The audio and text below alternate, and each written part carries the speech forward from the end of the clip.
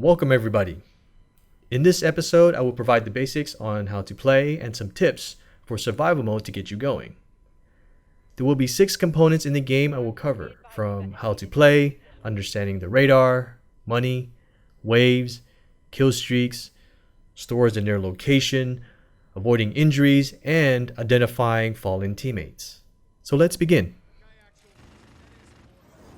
The objective in survival mode is to eliminate as many enemy waves as you can, while gaining experience points and cash to buy and upgrade your weapons to survive. When the game starts, there will be enemies coming after you, so first thing you need to do is, obviously, take down the enemies and take their weapons since you start with a pistol with no money. There will be 2 groups coming after you, one with shotguns, the other with Uzis. Enemies with shotguns aren't really a threat until they get close to their lethal range, so try to keep your distance. That's your pistol's advantage over these guys. The next group will consist of Uzis. There will be a threat over your pistol in distance and rate of fire, so attack them at close range with the shotgun you picked up, or if you only have a pistol, aim for the head for instant kill, or at least get a hit shot to stagger them for a follow-up for more shots to take them down. Also, don't forget you have a flashbang and a grenade, so use them if you feel you're being overwhelmed or outnumbered. Once you eliminated them, pick up their weapons by walking over to their corpses to see if they dropped a weapon for you to pick up. Keep in mind that not every enemy will drop a weapon, and there is a time limit before the weapon disappears. Next is the radar located in the upper left corner of the screen. It is important to know the amount of enemies coming for you. In many cases, they will try to flank or surround you to take you down. I've seen many new and experienced players ambushed by enemies with this tactic. Try to glance at this radar often so you will know the number of enemies around you and coming for you. The radar can also tell you if the enemy is above or below you. In this example, you see a red circle with an arrow pointing south. It means the enemy is below you, or a floor below you. And of course, the arrow pointing up means the enemy is above you. Like a compass, the arrow will always point north or south regardless of which direction you face. So use this tool to your advantage. Let's talk about the stores. Locating the stores for each map is important because that's where you will need to buy ammo, armor, weapons, upgrades, kill streaks to extend your survival.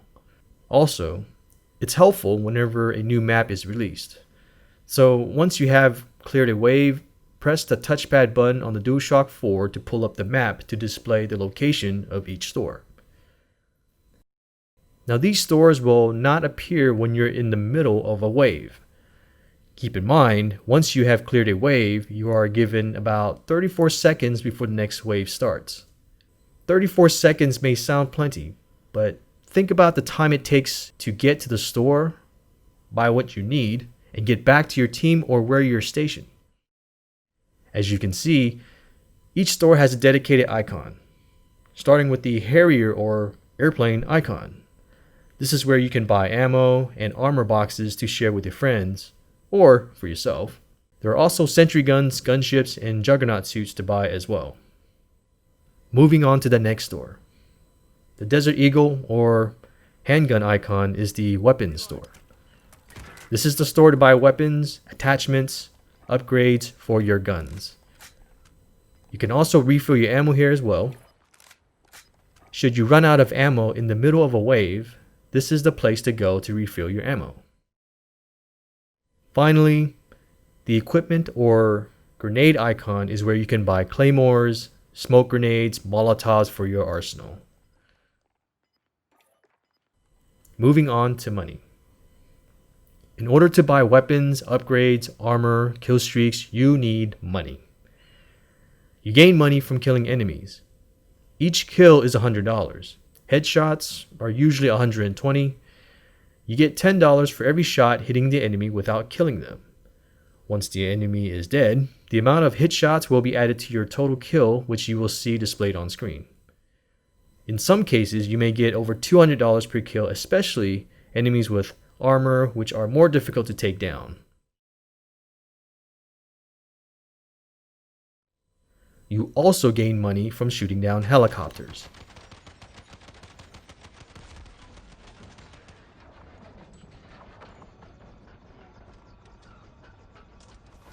Next, the waves. The game starts off with 15 enemies with shotguns and Uzis. By wave 4, they attack with RPGs, assault rifles, and large machine guns. Wave 5 is when the Juggernaut makes its appearance along with wave 7, 10, and so forth. In many cases, wave 10 is when the enemy sends in an attack helicopter, so make sure you stay indoors, or have some roof to protect you from the rain of bullets it unleashes on its target. In some maps, wave 12 is when suicide bombers will come after you. The number of enemies gradually increase as you progress in the waves, but be aware that some waves don't follow this rule.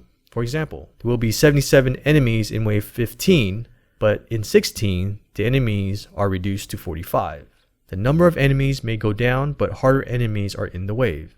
Keep in mind, the enemies progress in weapons, armor, and accuracy as you advance in each wave.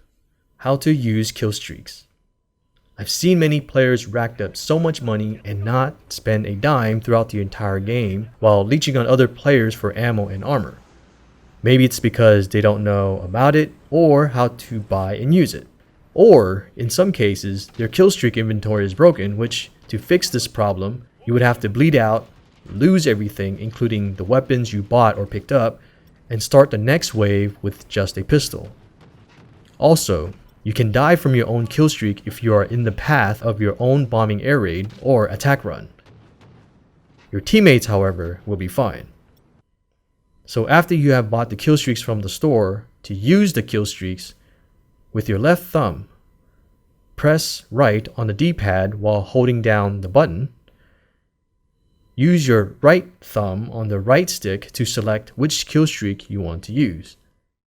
Then release your left thumb on the D-pad to activate the selected killstreak.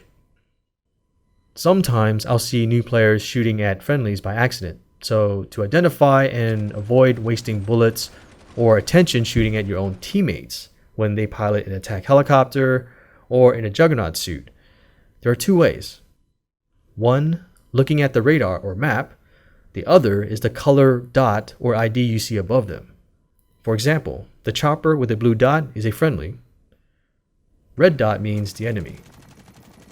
For Juggernauts, their names or IDs appear over their head.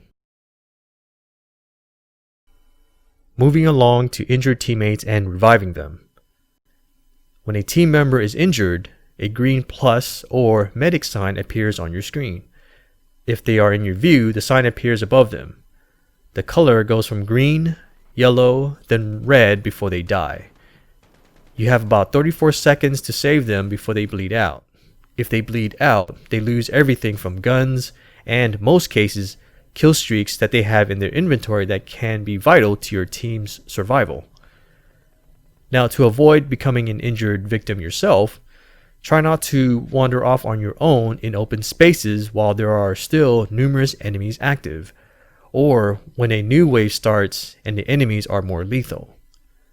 Make sure to stay near other players so they can get to you and revive you, or stay with them, fortify your position, and survive as a team. Keep in mind that this is survival mode, not team deathmatch, so camping is a good strategy and recommended here.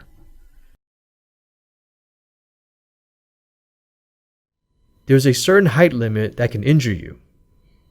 Avoid jumping off high second floor or two-story buildings. I see many players injure themselves jumping off high ledges, so avoid this and learn from your mistake if you have injured yourself by accident the first time. Don't repeat it because it annoys people, and I've seen players refuse to revive people who repeat this mistake because it drags the team down or takes up their time to gear up for the next wave. You can avoid this injury by landing on a trash bin, car, or some platform below to shorten the fall. Any platform that's way higher than 2 stories, use the stairs, or if there's a ladder, make sure the X button option appears when you reach the ladder to climb down safely. There is an option to play survival mode privately that you can practice or familiarize yourself with the map and experiment with the guns. Unfortunately, you won't gain any XP points. That is it for this episode. See you in the next video.